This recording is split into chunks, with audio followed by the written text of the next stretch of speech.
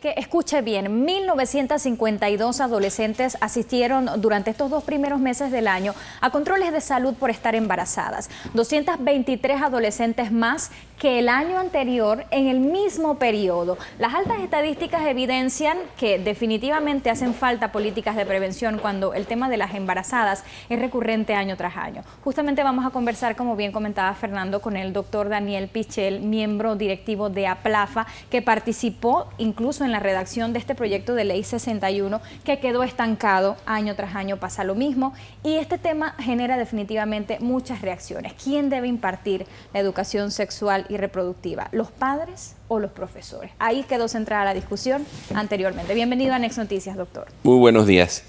¿Quién debe educar? Hay una responsabilidad del Estado. O sea, yo creo que como toda educación, el Estado tiene un deber de educar, en este caso a los adolescentes y a los preadolescentes, no es solo a los adolescentes, está habiendo embarazos en niñas de 10 años, 11 años. Entonces esta educación tiene que empezar antes de los 10 años para no perder ese grupo que es probable. Cuanto más joven es la niña, peores son las consecuencias del embarazo y peor es el círculo de pobreza que genera. Porque por lo general esa niña de 10 años que tiene un bebé no va a tener uno. Probablemente antes de llegar a los 20 va a tener 3 o 4.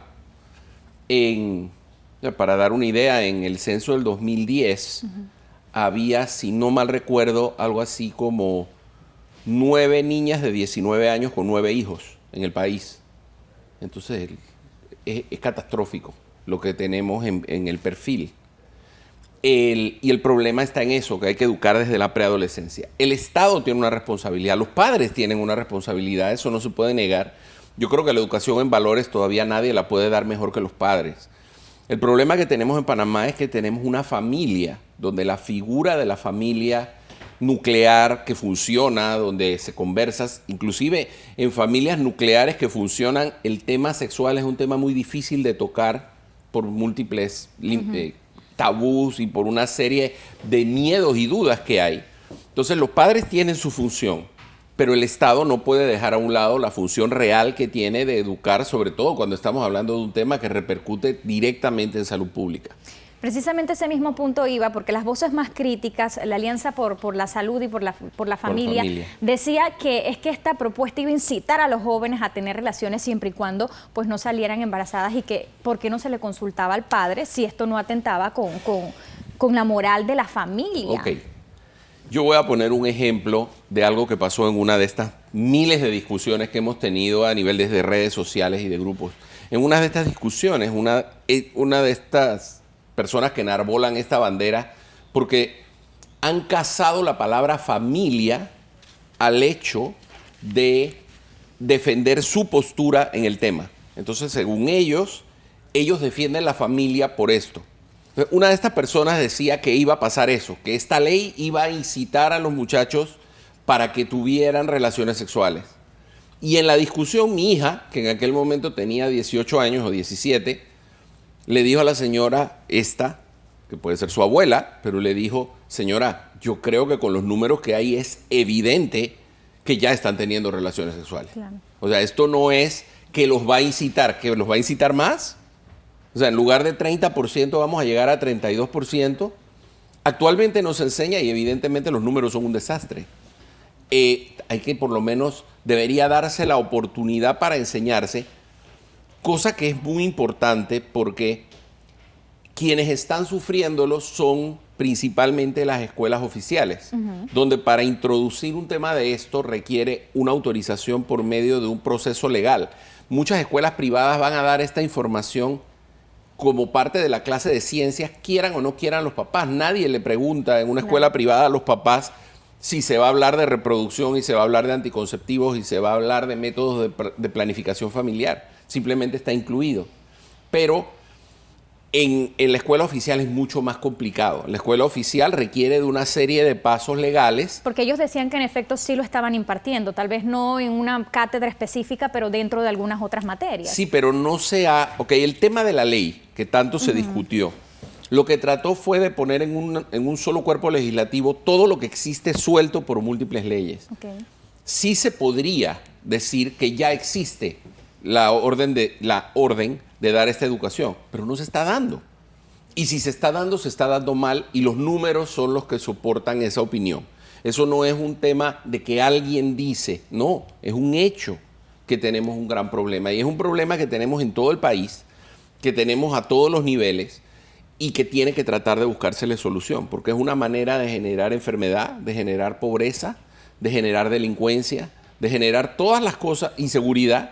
O sea, todos los grandes problemas de que nos quejamos van mediados en parte por estos niños que nacen de una madre adolescente que tiene que ver cómo mantiene a su hijo a los 15 años y tiene que buscar alguna alternativa de trabajo.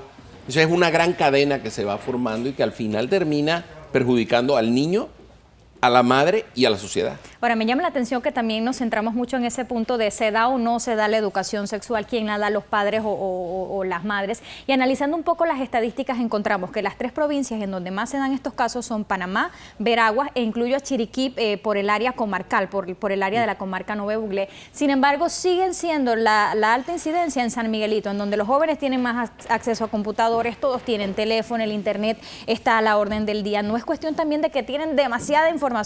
Bueno, pero esa información van a seguir teniéndola. O sea, uno tiene que...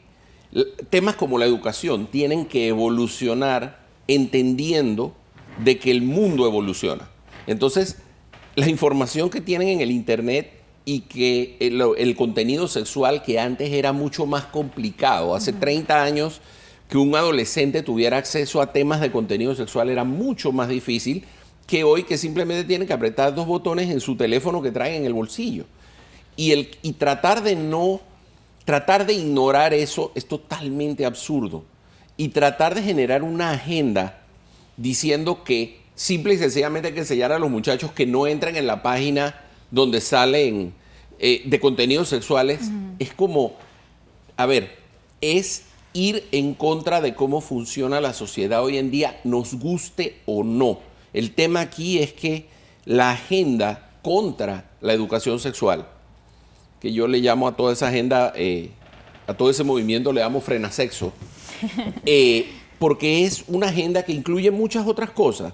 Incluye en contra del condón, en contra de la planificación familiar, en contra de, por ejemplo, ahora lo último es que están en contra de la vacuna del papiloma.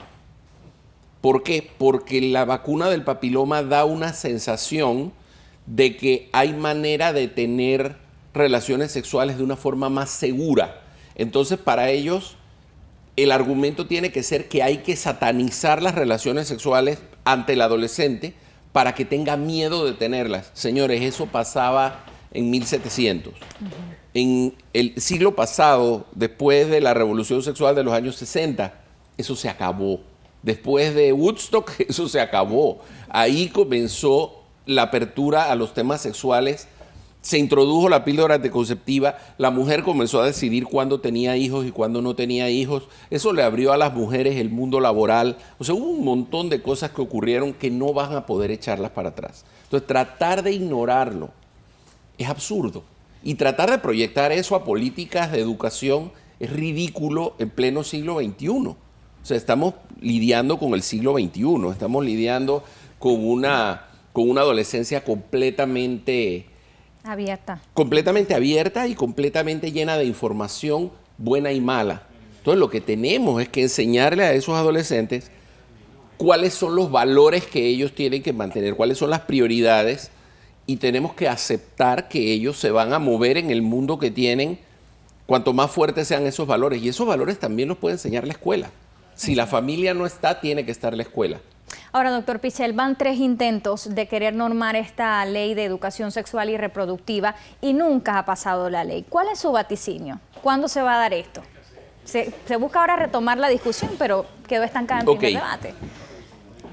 La opinión mía, no institucional, y voy a dar una opinión mía, es que esta ley tiene enemigos que hacen mucho ruido. ¿Ok? El poder que tienen algunos de los que se oponen, me refiero a un poder oculto, por decirlo, hace que sea muy difícil confrontar esto. ¿Por qué? Cuando la religión se involucra en esto, Es cierto que la postura de la religión católica, por ejemplo, se ha ido ablandando, pero no de la forma como probablemente se ablandaría si le preguntaran al Papa Francisco cómo funciona, cómo debían funcionar estas cosas, porque hay que ver cuáles son las actitudes que él tiene. Pero a nivel local, abren un poquito, pero nunca dicen concretamente, oigan, esto hay que enseñarlo. Siempre se quedan en lo de los valores y el amor y la familia y que no es que no sea importante, pero no están resolviendo el problema. Entonces, mi vaticinio es que esta ley va a seguir teniendo gran oposición.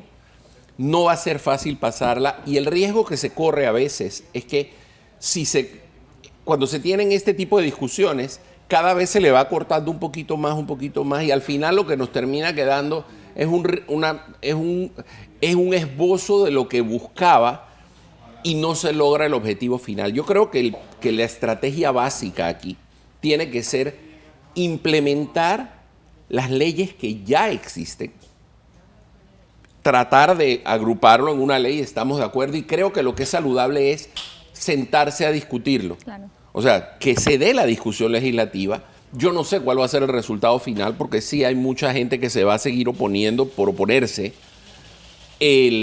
porque es parte de su agenda. O sea, tienen que poner el ganchito de que cumplieron eso. Y realmente yo no veo muy fácil que la ley pase.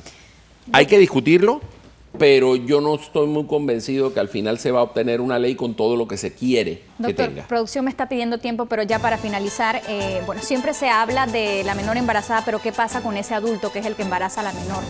En breves segundos para finalizar. Ahí hay un tema penal. Ahí hay un tema penal y el peor problema que se tiene ahí es que no se hacen las denuncias muchas veces.